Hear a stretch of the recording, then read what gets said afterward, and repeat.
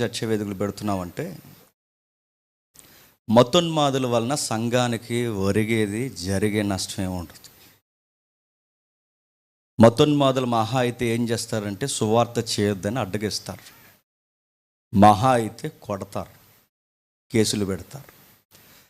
అంతకుమించి మన విశ్వాసాన్ని వాళ్ళు ఏమీ చేయలేరు.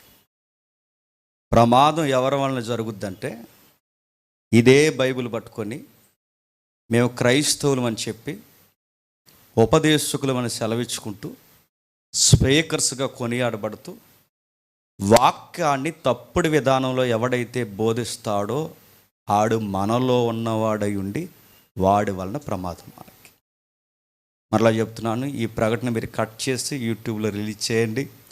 సోషల్ మీడియాని త్వరగా ఈ విషయాన్ని తీసుకెళ్ళండి. రెండవది, మతోన్మాదుల వలన ప్రమాదం కాదు, మనలో